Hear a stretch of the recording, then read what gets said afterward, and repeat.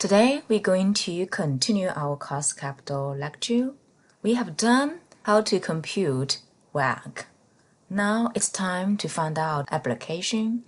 We're going to focus on how to understand divisional and project cost capital and flotation costs. As we mentioned before, weighted average cost capital is a discount rate we can use to evaluate investment proposals. The question is, can we use WACC to evaluate any project? What if company have multiple divisions like GE has commercial financing, airplane engine, household appliance, or firms considering a very different project, which is very different from what is company doing right now. A simple rule is we can use WACC as discount rate when the projects have the same risk as average firm.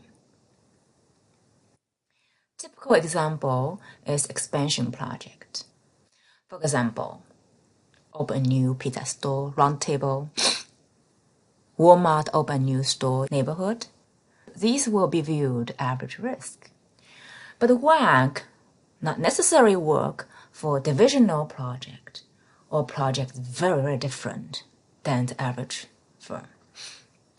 Let's take a look. Do you think opening a new stop at the neighborhood will be the average risk? Or suppose Costco is considering a new project offering student housing, which it has never done it before. Or GE, given the multiple divisions, can we use GE's WACC for its project in one of the multiple divisions? What do you think? The answer is yes. Open a new stop store is viewed average risk. It is one type of expansion. But the Costco's project or the multiple division project, we normally can use firm's WACC. Let's take a look. What would happen if we use firm's WACC for all projects? The top table gives us the correct way to make recommendations. The bottom is what's going to happen when we use firm's WACC. So ABC, they have different risk, as shown as required rate of return. The high risk, typically we have higher required rate of returns, but they are very different, 20, 15, and 10%. So compare IRR, internal rate of return, with required rate of return. We can make a recommendation, reject A, select both B and C. What will happen if we use firm's WACC? For all projects, ignore the risk in ABC. Then we're going to make a recommendation to accept A and B and reject C. This table shows you that, indeed, if we insist to use firm's WACC as a discount rate, ignore the required rate of return based on the risk, we're going to incorrectly accept those negative NPV projects, and we also rejected the positive NPV project. The correct way to do is we're going to accept all the project which is above SML. So how to find out discount rate for the project in a multiple divisions or a project with very different risk than the average firm? Two popular approach. One is pure play, the other is subjective. Pure play firm, you're going to go out, find one or more companies which is specializing in the product or service we are considering. Then we're going to find out the beta for each company, take the average, which is going to capture the average business risk in that sector. Then we use beta, and use chap14, find out the appropriate discount rate for that kind of project. In the case of Costco's student housing project, we will find out all the firms specializing in student housing. Then find out average beta for this sector and use chap14, find out the cost capital. Does that make sense? In the subjective approach, it's all up to the manager to decide how to adjust the risk. So if the project has a high or low risk compared to average firm, the manager is going to decide the magnitude of adjustment. As you see, so this approach is not backed up with data, and it's up to the manager's expertise, so we call it subjective. Now let's turn to a new topic. Raising capital is not free, oftentimes it's very expensive.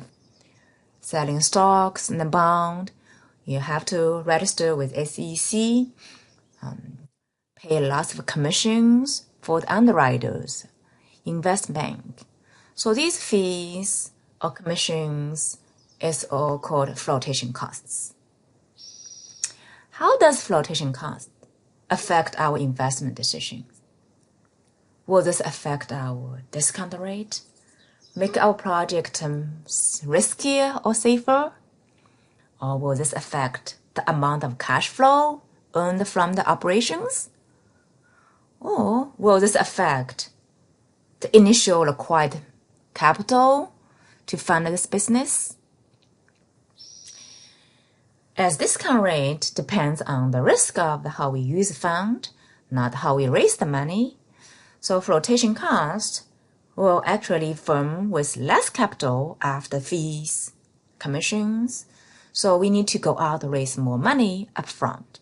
How do we find out how much money we have to raise upfront? Simply use initial investment divided by 1 minus flotation cost. For example, initial requirement fund is $50 million for this project. The flotation cost is 10%. How much more money we have to raise? So use this formula, 50 over 1 minus 0.1. The total amount now raised to $55.6 million. So we do have to raise additional $5.6 million. After we pay 10% fees, now we are left with $50 million for the new investment. Selling stock or selling corporate bond, the flotation cost could be different. In that case, we just use a weighted average of flotation cost. A lot of time we were given debt equity ratio, and how do we find out the weight of debt and the weight of equity? In the case, for example, debt equity ratio is 2. We can simply use 2 units in the place of debt and 1 unit in the place of equity. So that is weight of debt equal to 2 over 3. Weight of equity is 1 over 3. Let's look at one example. Initially, project costs $1 million. Debt equity ratio is 0.6. Flotation cost 5%. Flotation cost for the debt is 3%. So to find out the weighted average flotation costs and initial cost of project, so step 1, we're going to find out capital structure weights. Use debt equity ratio 0.6. The weight of debt equal to 0.6 over 1.6. Weight of equity equal to 1 over 1.6. Step 2, figure out the weighted average flotation cost. Use capital structure weights from step 1 and the flotation cost for debt equity, and we got weighted average flotation cost for 0.25. Lastly, initial requirement $1 million divided by 1 minus 4.5%. we got you have to raise $1 million, $44,386. So that is the procedure to find out weighted average flotation cost and initial requirement money. That's all for today's lecture. Thank you.